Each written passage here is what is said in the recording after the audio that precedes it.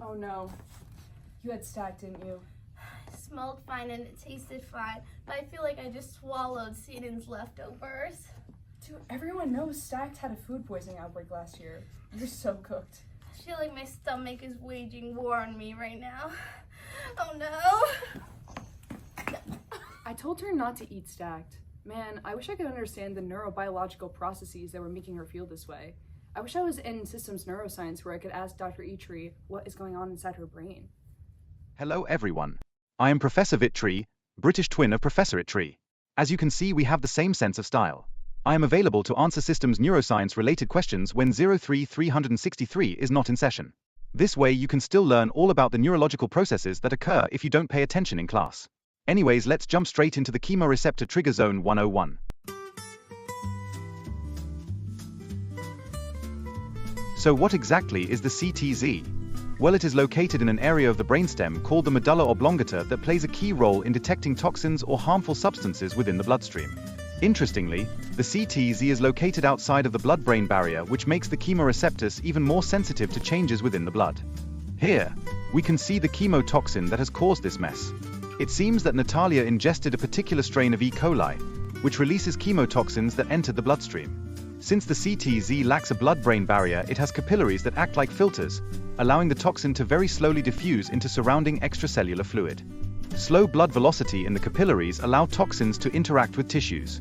These capillaries let large chemicals diffuse into the CTZ's extracellular space, where they bind to its receptors.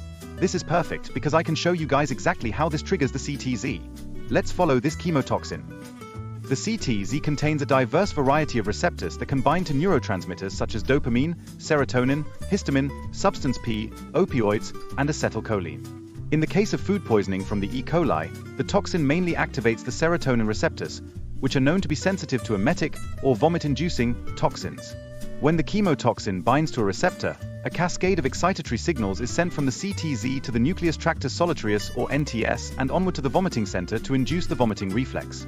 The NTS, located in the dorsal medulla oblongata, is a sensory integration center that receives afferent input from multiple locations such as the CTZ, gastrointestinal tract, and the vestibular system. Once it is confirmed that the signal is a threat, like the toxin, the signal is sent to the vomiting center in the reticular formation. Therefore, the NTS is neural decision maker of whether to throw up or not. And it appears that emesis has already occurred, but let's take a deeper dive into the biological process that occurs after the activation of the vomiting center. From there, the vomiting center has muscarinic receptors which can trigger the vomiting reflex and make you puke, acting as the final vomit command center. This network of neurons, when activated, send efferent motor signals to various targets like the salivary glands to increase secretion and the upper GI tract, which undergoes retroperistalsis, a reverse of the normal digestive wave to move contents upward. All of these work together to produce the result of vomiting. To prevent this, antiemetics come into play. For food poisoning, drugs blocking serotonin receptors in the CTZ and vomiting center help.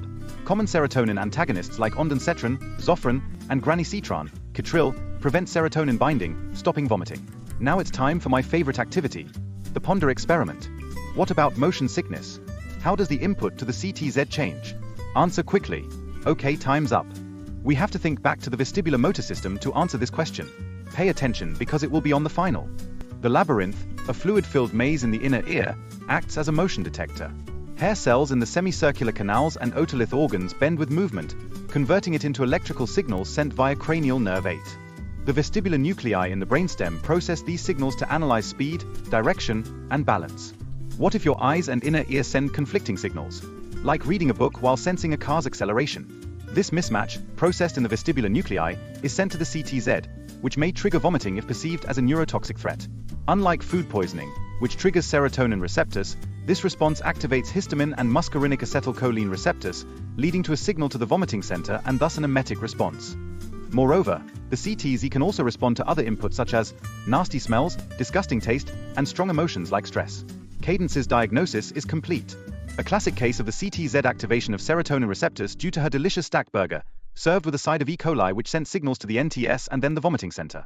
We also saw how motion, smell, taste, and stress can travel different routes to the same unfortunate destination, your bathroom.